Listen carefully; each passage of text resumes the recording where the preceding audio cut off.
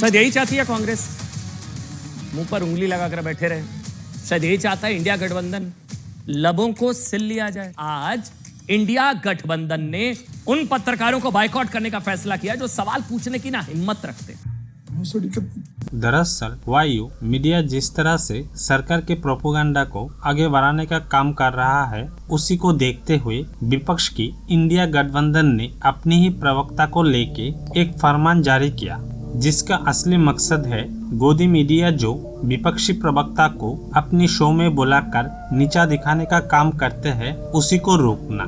वैसे तो गोदी मीडिया की औकात नहीं है सरकार से कुछ सवाल पूछ ले, तनख्वाह जो भाजपा पार्टी की ऑफिस से आती है, इसीलिए विपक्षियों को अपनी शो में बुला के भाजपा के प्रोपेगेंडा को आगे बढ़ाते हैं। पर जब से यह फरमान जारी हुआ, तब से मानो गोदी मीडिया की बनाया हुआ सोने की लंका में आग लग गया। उसी के चलते अपनी गलती को छुपाने के लिए हर कोई इसको अपने हिसाब से घुमाने लगे। दावा तो ये भी करने लगे कि मानो गोदी मीडिया सच के लिए लड़ाई कर रहा है और विपक्ष वाले इन लोगों को दबाने की कोशिश कर रहा है। इस बीच अमन चोपड़ा की एक वीडियो बहुत ज्यादा वायरल हो रहा है, जिसमें अमन चोपड़ा विपक्ष को ही उल्टा सीधा बोलते हुए दिखाई दे रहा है, जिसको लेके हर कोई अपने हिसाब से ट्रोल करने लगे। एक यूजर ने तो पुराने कुछ डिबेट के हेडलाइंस दिखाकर लिखते हैं, तुम्हें बॉयकॉट करने का वजह है ये सारे डिबेट, हमेशा नफरत भरे पत्रकारिता ही किए तुमने,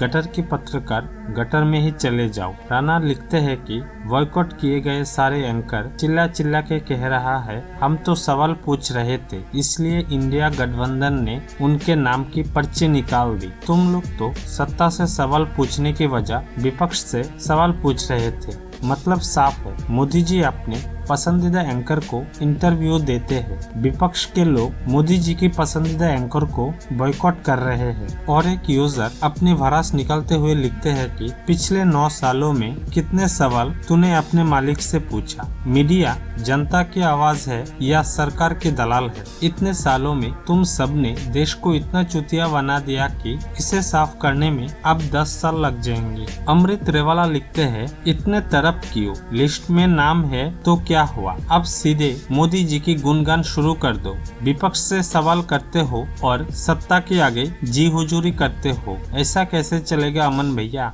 टीआरपी खतरे में है क्या? आप गौरव भाटिया के साथ अकेले चर्चा करते रहो और अच्छे से मोदी जी की तारीफ करते रहो, मुसलमानों को भी कोसते रहो, अभी कोई रोकेगा नहीं तुम लोगों को। मौसा जी ने तो तस्वीर डालते हुए कहा अब कुछ भी कर लो, फिर भी दलाल का दलाल ही रहोगे तुम। शेख साहब ने ट्रोल करते हुए कहा अबे चमन, सरकार में तो भाजपा है, सवाल सरकार से किया जाता है, मगर तू तो दलाली में उतर गया। विपक्ष वाले तो बॉयकॉट करेंगे ही तुम लोगों को, भाजपा वालों ने तुम लोगों के ऊपर कुत्ते का पट्टा डाल दिया है जो। और एक यूजर कुछ पुराने ट्वीट दिखाते हुए लिखते हैं यही है तुम लोगों की पत्रकारिता, कुछ याद आया क्या?